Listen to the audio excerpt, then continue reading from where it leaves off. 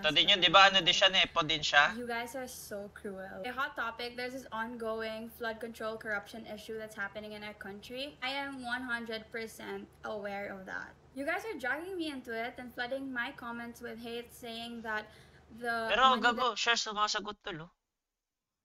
Yung iba that I use every deactivate. single day is yours because it's the taxes that you guys pay. Put me in this Gago list siya lumalaban of tol, wait lang, so-called baka mali anak mo, ng di ba? mayayaman na politiko. Tell me, like, how do I sleep every day living this lavish lifestyle, knowing the money that I use to sustain my lifestyle is stolen from the Filipino people. First of all, we aren't politicians. Yes, my family has history in politics, but then that was long time ago.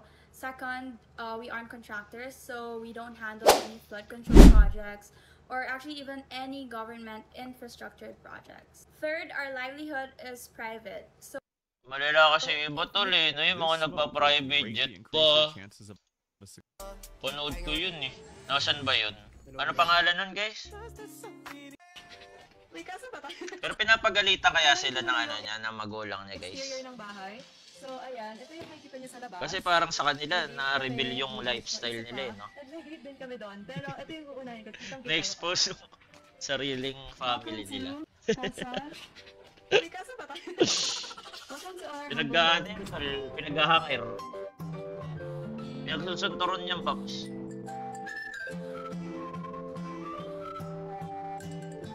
So, ayan. Pagpapasok nyo, ito agad yung makikita nyo. Yung bahay namin. So, ayan, sa right side, tinur ko na yan. Yan yung parang RV bus namin. Meron kami ditong statue ni Mama Mary. Diyan, minsan kami nag-rosary pag 6 p.m. Flow dyan ng water, diba? Pero naka-off yung kuryente kasi umulan. So, ayan, pagkapasok nyo here, hindi mo tayo mapapasok sa bahay kasi exterior na muna. So, sa right side, nakikita nyo yung pool area. Yung mga staircase. May lumalabas din dyan na tubig. Tapos, Dirty? ayan, may TV dapat dyan, pero I don't know kung nasa na yung TV. So, here naman, may sauna area kami. So, pwede after gym, nag-sauna kami para mapawisan. So, less kilograms. So, dito naman, meron kami Ako guys, sa daming kurakot. area. Ngayon lang din ako na ano dito na parang may nagkaroon ng pakitol. Here's our gym. Ngayon lang ako nagkaroon ng pakitol. Ang dami naman ng kurakot po. Ba't ganun? Dahil sa internet? Dito kami nagbe-breakfast kapag hindi super init. Dahil siguro sa internet, no? May papuntang garden. Parang na siyang nagsasabi na, let's go to the woods. Kasi hindi siya greens na dito, yung hallway. So, ayan. So, ito Kasi kasi, di ba guys, dati sa wala part tayong is pake yung kay Napoles. Si Napoles yun, di ba? Si Daddy. Diyan muna sila sa second foyer. Parang di naman ganun ka, ano. Pasok dito yung garage namin. So, here's our... yun yung gusto ng parents ko. Like, malaking garden talaga kasi for parties, for... Like, maganda kapag may malaking garden kasi may use mo talaga siya kapag may event. So, dito sa may parking area, may makikita kayong mga black gates. So, yan. Bodega yan. May mga stock room yan ng mga kung anik-anik. Ayan. Hanggang doon. Next door naman is pantry. Dito nakatago yung mga kailangan namin for baking. Nandito rin yung mga plates for parties. So, guys, sa kabilang entrance na naman tayo. Para nahihilo kayo. Ayan. Pasok na tayo. Grabe. Binablog pa yung kagaguhan nila. Pusoy, ang ganda. Kinausap ko yung isang Chinese sa Ongpin, boss, kaya mo bang yung gawa ng ganito kalaki? Kaya lang mahal, mahirapan ka. Sabi ko, sige, gusto ko magkaroon ng ganon. Sabi niya, ikaw palang makakapagpagawa ng ganyan dito sa Pilipinas. Sabi sa akin. Swerte! Pusoy, ang ganda. Kinausap ko yung isang Chinese sa Ongpin, boss, kaya mo bang yung gawa ng ganito kalaki? Ina mo. Naka-private plane, kaliwat ka ng bakasyon sa Europa at iba't ibang bansa at luxury shopping spree na umaabot sa milyon-milyong piso. Ganyan ang buhay ng ilang anak at kaanak ng contractors ng flood control projects. Inungkat ng netizens ang marangyang pamumuhay nila habang ang maraming Pilipino paulit-ulit nalulubog. Ang content creator na ito, May anak tax. ng contractor Malala tax na namin, tol. sa top 15 Pero di naman namin... pinakamaraming Wala. flood control Pag projects kinyo sa donate bansa. mo, bayaran yun, At tol. kapatid niya, mga kongresista. Pinapakita niya sa kanyang vlogs at social media na deleted na ngayon ang Pero amo na, di ba? pati ang outfits niya na milyon-milyong piso ang halaga. It's normal. Ang suot niyang relo sa larawang ito, nagkakahalaga lang naman ng 2.5 million pesos. At ang bag, 2.3 million pesos. Pati boyfriend ng naturang content creator na yan. Kung magsalita dyan, Sa kontraktor ng flood control kung may project, patanong mo sa tax, isa sa mga visit kontraktor ka. na may pinakamarami ring nakuhang flood control project. Naka-private plane, Kaliwat ka ng bakasyon sa Europa at iba't ibang bansa at luxury shopping spree na umaabot sa milyon-milyong piso. Ganyan ang buhay ng Ayun, ilang Gab, anak kaya at ka anak affected ng dahil sa contractors ng flood control malaking projects. tax. Inungkat ng Hindi ko alam, netizens tol. ang marangyang pamumuhay. Hindi, okay lang naman nagbabayad tax, Maraming tol. Pilipino Basta, di ba? ulit nalulubog sa Na ano lang sa Ang tama. content creator na ito, anak ng kontraktor na kabilang sa top 15 contractors na may pinakamaraming flood control project sa bansa. Malolotox, tol, tuwing tournament. Legit.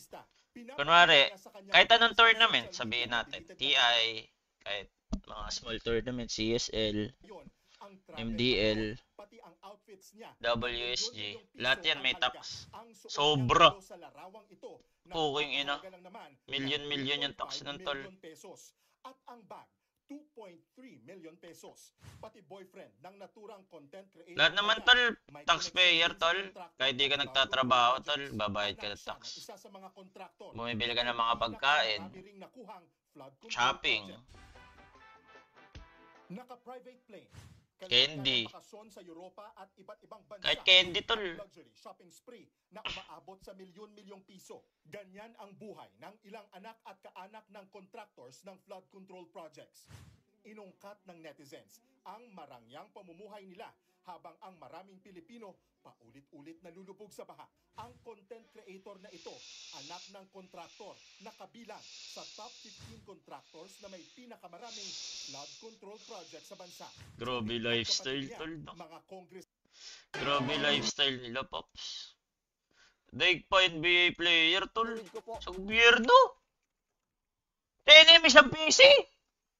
GG tayo. Nasaan yun?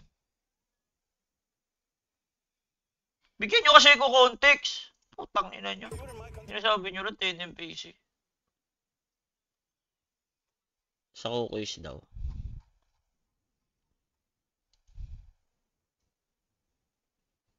Asan? Yung 3, ayan yung 3.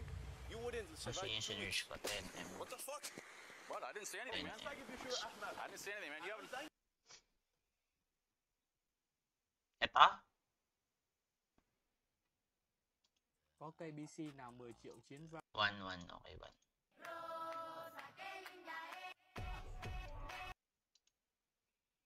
Ito?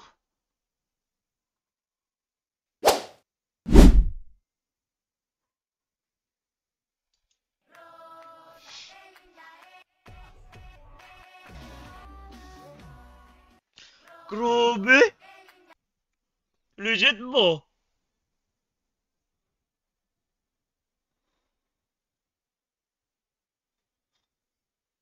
What the fuck?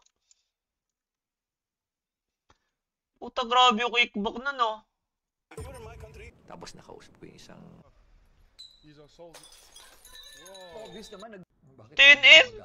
public apology? Saan ginagamit yun? Where's your gun? I don't know. Should have been having a thing. There's no time for a thing. That's the thing right there. Let's go. Narito ang tunay na... And to think na some of them, they don't even have work. In Princess ang atake, color ng bayan ang ganap. Parang sis, touch ang grass. Sabi nga ng magulang natin, ang pera hindi tumutubo sa puno. At saka sorry ha, pero kasyusyungan lang na parang alam mo na galing sa corrupt money, pinambibili nyo tapos i-flex mo pa. Alam mo yun, dapat luki-luki lang sa mga ganyan eh, kasi alam mo na nga masama yung ginagawa nyo. Might as well, wag mong parang shout out to the world na parang scroll down nyo guys. Alam mo yun? Ayun, okay. I-scroll down natin.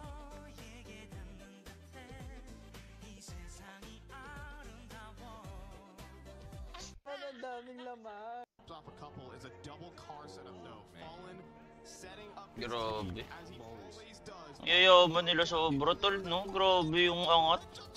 Sana all. Ako, kala ko masama na yung nagpo-promote ng sugal, tol. Feel ko, naging mabait ulit ako, tol. Kumpara sa kanila, Paps. Diyos ko, umiyak. GG tayo, Paps. Wait lang, time first. Love ko, umiyak, love. Sabi ni Bugoy Kuy, 6 minutes lang daw. Sabi ni Bugoy na Kuy, 6 minutes lang. Politician, it is your responsibility to learn how to think critically and compassionately. There is no excuse. You have all the resources in the world to broaden your horizons, to enlighten yourself, or at the very least, to take yourself out of that situation with your family and learn how to be self-sufficient with your privilege and your education.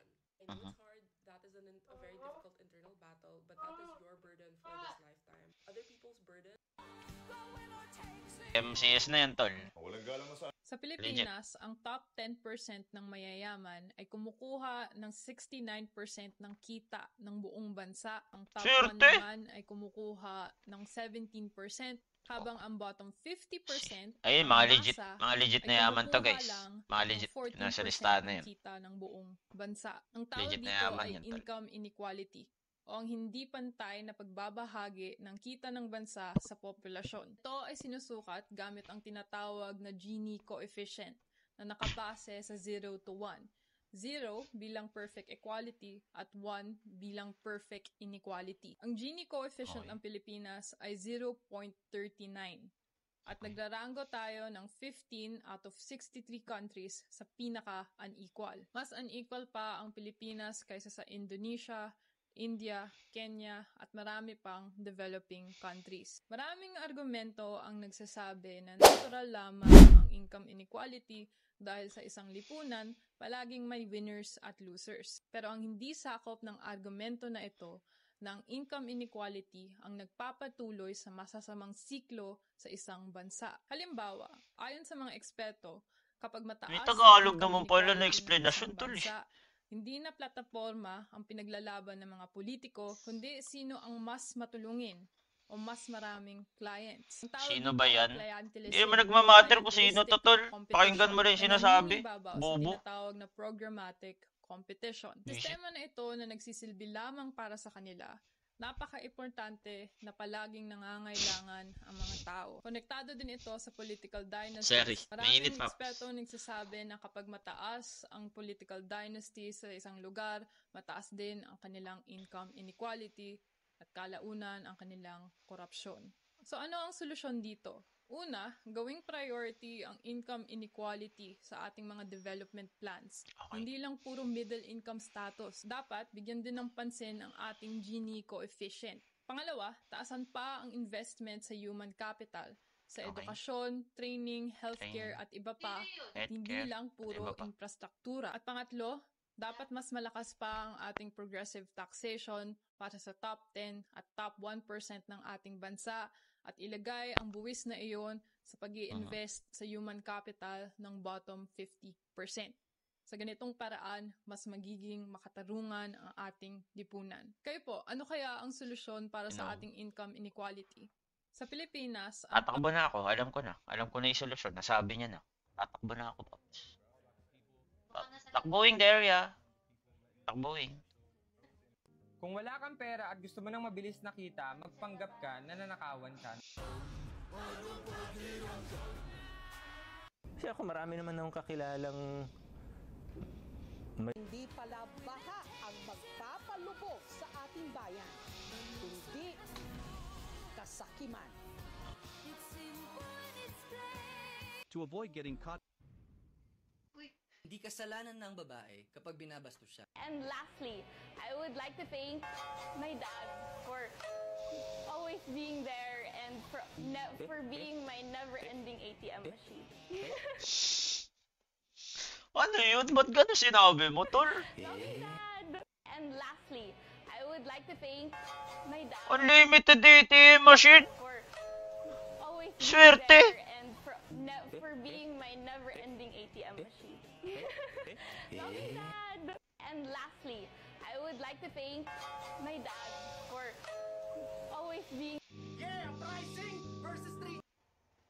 Yeah, pricing versus 3GS. Hardcore versus comedy. Sermon namin, Anton Lavey. Yung inyo pang-humili. Kung kayo hip-hop for life, we ready to die like B.I.G.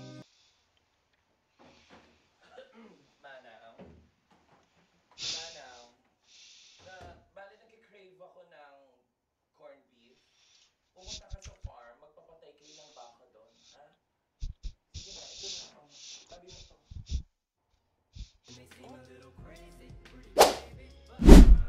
Mas may video, right?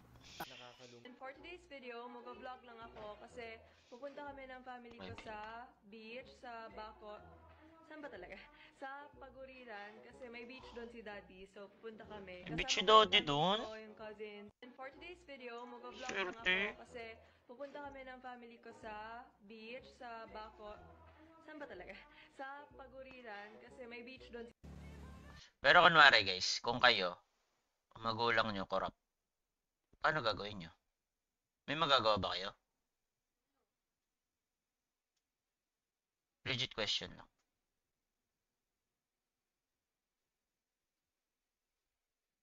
Enjoy na lang. Sarap daw. Sarap. Okay lang daw. Hindi, feel ko kung ako gagawin ko doon. Realistic tayo tala. Gagawin ko doon. I-enjoy ko yung pera. Kasi wala akong magagawa. Alam kong pagalitan ko yun. Puta, anak lang ako. Gagawin ko, hindi ko lang ipe-flex sa ibang tao. Wala makakalam na gano'n ako kayaman. Ganun. Ganun siguro, tol. No? Bubo kasi. Pinablog pa eh. Okay ni. Yung tatay niya di mahuli. Nahuli dahil sa anak.